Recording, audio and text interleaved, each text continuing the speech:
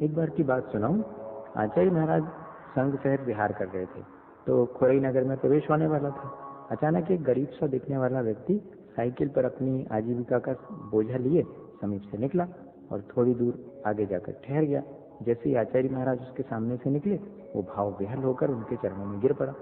गदगद कंठ से बोला कि भगवान राम की जय हो। आचार्य महाराज ने क्षण भर को उसे देखा और अत्यंत करुणा से भरकर धर्म वृद्धि का आशीर्वाद दिया और आगे बढ़ गए। वो व्यक्ति हर्ष विभोर होकर बहुत देर तक आगे बढ़ते हुए आचार्य महाराज की वीतराग छवि को अपलक देखता रहा। इस घटना को सुनकर मुझे लगा कि वीतरागता के प्रति अनुराग हमें अनायास ही आत्मानंद देता है। उन क्षणों में उस व्यक्ति की आंखों में आचार्य महाराज की वीतराग छवि अत्यंत मधुर और दिव्य रही होगी, जो हम सभी को आत्मकल्याण का संदेश देती है। ये सन 88 की घटना है। सन 89 की बात है। टड़ा ग्राम में गजरत महोत्सव होना था। वहाँ के लोग आचार्य महाराज से निवेदन करने आए।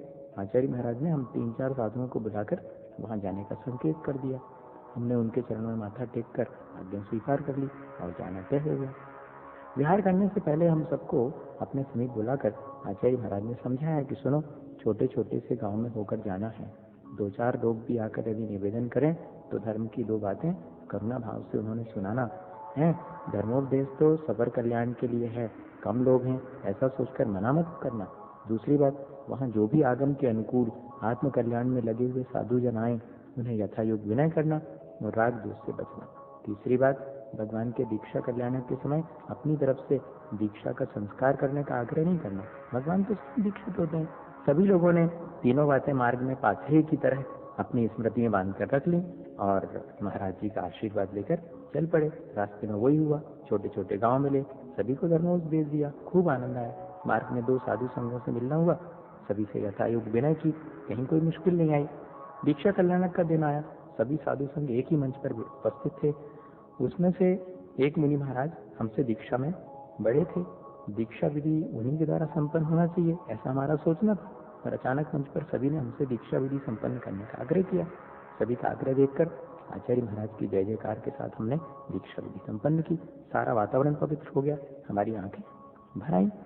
सभी के पूछने पर जब हमने आचार्य महाराज के द्वारा दी गई 3 शिक्षाएं लोगों को बताई, तब सभी आचार्य महाराज की दूरदर्शिता की सराहना करके उनकी जय जयकार करने लगे। फिर टड़ा से वापस लौटकर आचार्य महाराज की आज्ञा से हम लोग महावीर जयंती पर सागर में आए। फिर आदेश मिला कि ग्रीष्म काल में कटनी पहुंचना है। गर्मी दिनों दिन बढ़ रही थी, तेज धूप, मई का महीना, रास्ता लंबा, लेकिन मन में गहरी श्रद्धा थी। गुरु के आदेश का पूरे मन से पालन करना ही शिष्यत्व की कसौटी है। आदेश मिलते ही उसी दिन दोपहर में हमने विहार करने का मन बना लिया और सामायिक में बैठ गए। सामायिक से उठकर बाहर आए तो देखा कि आकाश में बादल छा रहे हैं। धूप नम हो गई थी, धीमी धीमी थी। हमने तुरंत विहार कर दिया और बड़ी आसानी से शाम होने से पहले लगभग 20 किलोमीटर रास्ता तय कर लिया। फिर तो प्रतिदिन ऐसे ही हुआ। कटनी पहुंचने तक प्रतिदिन दोपहर में बादल छा जाते और हमारी यात्रा आसान हो जाती। कटनी पहुंचकर जहां मालूम पड़ा कि आचार्य महाराज ने 2-3 बार चिंता व्यक्त की कि आदेश तो मैंने दे दिया और मई का महीना है, धूप बहुत कड़ी है, बिहार में इन लोगों को बहुत मुश्किल हो रही होगी। तब हम विस्मय और आनंद से भर गए। इतनी दूर रहकर भी अपने शिष्यों के प्रति आचार्य महाराज की आत्मीयता इतनी सघन है कि पथ में छाया बनकर वही हमें संभालती और शीतलता देती रही। उनकी अनुकंपा अपरंपार है।